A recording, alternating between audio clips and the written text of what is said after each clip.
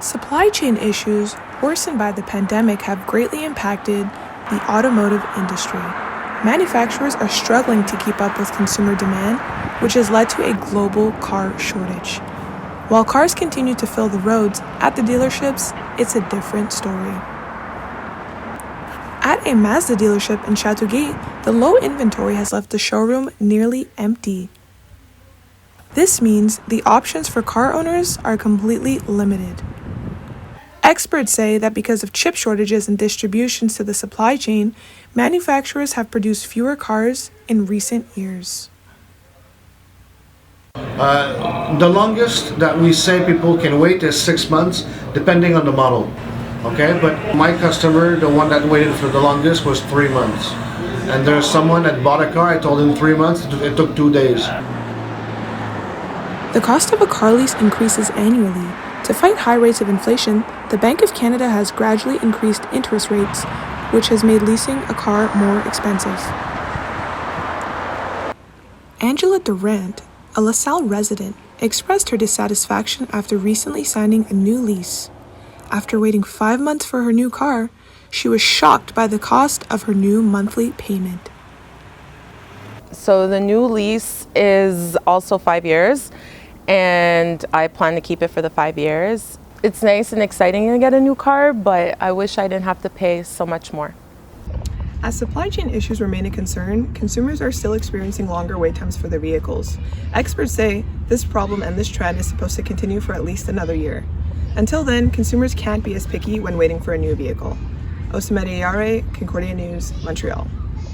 I'm Osamede Iyare, reporting with Mox News. I'm standing here in Chattanooga at the Hamilton County Courthouse in front of this Confederate statue that the NAACP is trying to get taken down. This statue represents General A.P. Stewart, who was at one point in time embraced by the city of Chattanooga. General Stewart moved to Chattanooga after the war, and this statue was built in his honor in 1919. Since then, many have changed their minds about having this statue, since it represents a time of oppression and negativity.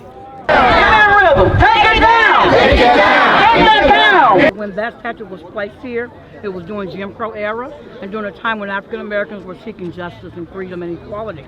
And those were put there specifically to say to black folks, you're not going to get equality and justice when you come to this door. Here in Tennessee, there is a lot of history concerning the war, and the most important fact being that this used to be a Confederate state. While many believe that this statue should be taken down, others feel that it is an important monument that represents history and should be left alone. These statues have been here for many years.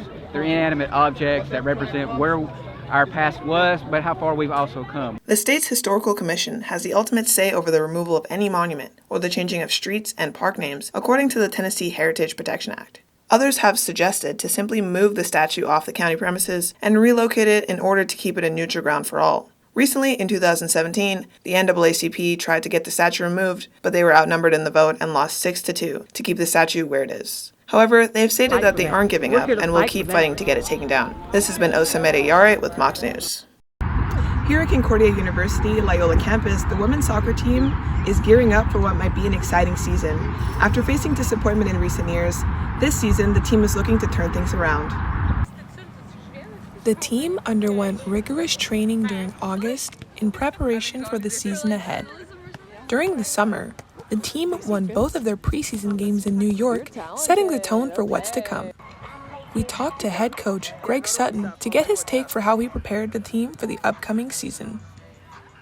Yeah, well, we had an intense preseason. We had to make sure that we were physically fit, ready to go. So we had to make sure that tactically we went over a lot of details of how we wanted to play this year. The road to the championship will not be easy. The team will have to face many hurdles this season if they want to clinch the title. But under Coach Greg's leadership, hard work, and determination, the team might be able to pull something off. Osamede Iyare, Concordia News, Montreal. The McGill Book Fair has been a university staple since 1971. In April, volunteers start collecting books and continue accepting donations until October. In recent years, the book fair has partnered with Renaissance, a nonprofit organization that collects books that are unable to sell.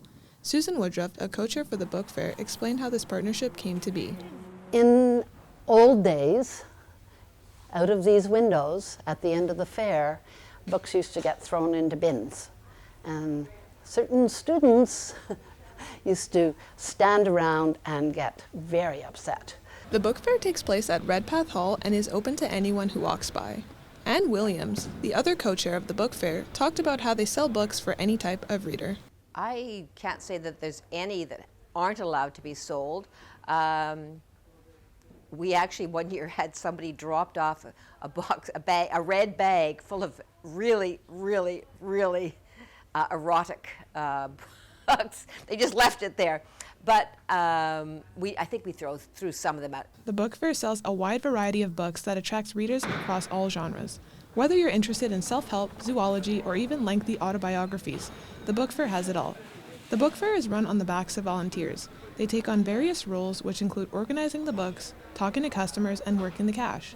Helen Bourui, a volunteer at the tally table, explained her role. Okay, so the tally table is that people, whoever the client comes, they have 1, 2, or 10 books, and all I have to do is open each book, look at the price, and then write on the paper here so many books at $1, at $2, Even though the book fair is a long-standing tradition, it is only in recent years that the proceeds from the event have gone on to fund the bursary programs. McGill bursaries help provide financial support to full-time students in need. After a 2-year hiatus due to the pandemic, the book fair was welcomed back with open arms. Alexander Giannetti, a political science student at McGill who attended the book fair, talked about its positive impact. First, I would say is McGill bursaries help students by alleviating their stress. The second one I would say is it helps us recycle our used textbooks that we've garnered throughout the years. And the last one I would say is the democratization of education. I saw some textbooks that were for sale and they're much cheaper to buy at the book fair than if we bought them at the library or bookstore. Students left with piles of books. If they were lucky, they even found some used textbooks. The McGill Book Fair was missed throughout the pandemic. The students and organizers had a great turnout for the event, and they hope for more success with years to come. I'm Osamede Iyare for Concordia News.